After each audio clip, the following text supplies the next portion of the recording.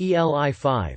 Military officers swear to protect and defend the Constitution of the United States, not the President. Can the military overthrow the President if there is a direct order that may harm civilians?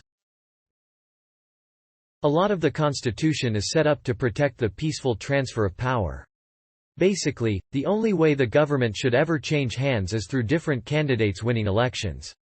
So while the armed forces swear to the Constitution, not the President, the Constitution itself includes a couple of methods, impeachment and the 25th Amendment, by which a bad, crazy, sick etc. president can be removed and replaced. Ideally this would remove the need for the army to overthrow the president, because the other parts of our government, legislature and judiciary, could handle it. The problem with the armed forces doing it is that a. It's not a peaceful transfer of power and b. The armed forces are now in charge of the government, which is bad. Having the military swear to the Constitution also serves another purpose, which is to separate them from the president, even though he's the commander-in-chief. One important move that Hitler made when he came to power was to have the military stop pledging to serve Germany and start pledging to him personally. His hope was that their loyalty to him would lead them to follow his orders even if they were harmful to the nation or its citizens. This fear goes back at least as far as ancient Rome, when, for example, Julius Caesar was able to become emperor-dictator because he had a large army of soldiers who were loyal to him personally, rather than to the Roman Republic. Edit. Thank you for the gold.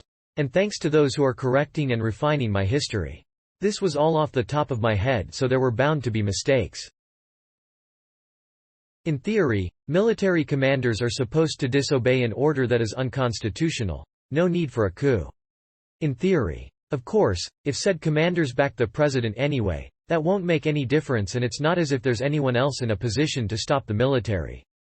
This is the problem with a standing army, one which the U.S., in its early history, actively tried to avoid, hence the Second Amendment, which speaks of the need for a well-regulated militia. You should probably cross your fingers and hope we never have to find out. Suppose the president suddenly announces that all presidential elections are cancelled, and that he is president for life. A blatantly illegal and unconstitutional act. What could happen? Well, if things work correctly, either Congress or the Supreme Court, or both, will put a stop to that. For example, Congress could impeach the president, effectively putting him on trial, and if found guilty, removing him from office. But what if things go really, horribly wrong? Perhaps Congress refuses to impeach. Maybe the president and those around him have been using personal and direct threats against congressmen and their families. Hitler did something similar to ensure his rise to the top. For whatever reason, that mechanism has broken down, and those few brave souls who dare speak out are silenced, perhaps arrested or simply dismissed. Can the military stage a coup? To be honest, if things have got to that stage, then the rule of law has irretrievably broken down anyhow. Doing nothing at all would simply allow the totalitarian dictatorship to establish itself. And I would imagine an awful lot of civil unrest, as civilians opposed to the president protest and are met with those sympathetic to him, and that might be serious enough for the military to impose martial law, simply to restore some kind of order. But here we're talking about a military coup, and military coups are not often good news. If you're lucky, a military coup might succeed in removing the dictatorship, and returning the country to civilian rule as quickly and painlessly as possible. If you're unlucky, a military coup simply replaces a civilian dictatorship with a military dictatorship. Edit. Thanks for the gold. Most people who have never served in the armed forces, the vast majority of the present population of adult Americans, have no idea how strongly our veterans feel about the oath of enlistment or oath of commission that they took when they joined our armed forces. I am 66 years old. When I was a boy, virtually all adult men were veterans of World War II or the Korean War. Those veterans all shared a common military experience. They were patriotic, and they expected certain behavior and attitudes out of other adults. With the upheavals associated with the Vietnam War, and the cessation of the draft in 1972, this is no longer the case. Most adults today do not consider our armed forces to be part and parcel of the civilian population, and have never served as a soldier. They do not understand, because they never experienced military boot camp and training, that our servicemen and servicewomen are taught that they are to defend the Constitution. Most of us cannot imagine a situation where a tyrant might attempt to seize control of the United States. Conditioned by a recent history of presidents who attempt to do as they please through executive orders, many people believe the power of the president is not checked by Congress or the Supreme Court. This is not the case, and don't think for a second that the men and women of our armed forces are not acutely aware of this fact. As a young Marine sergeant, I saw teen-aged Marines outraged and offended when they believed General Haig, the Secretary of State at that time, was trying to take control of the government when President Ronald Reagan was shot. They were shouting, "He's not next in the line of succession.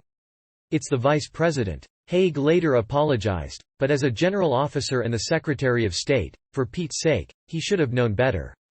This little story is exactly why we need to continue to teach civics and government in high school.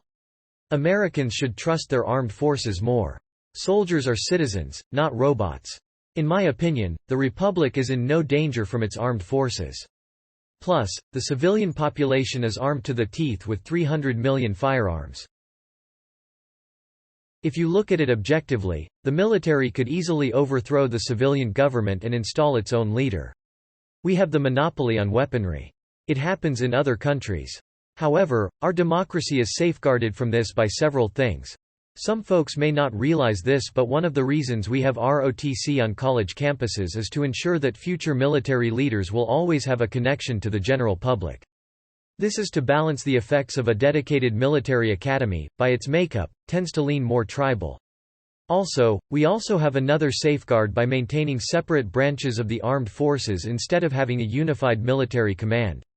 In the Third World, it is quite common to have one branch side with the government while another sides with the rebels. Checks and balances, if you will.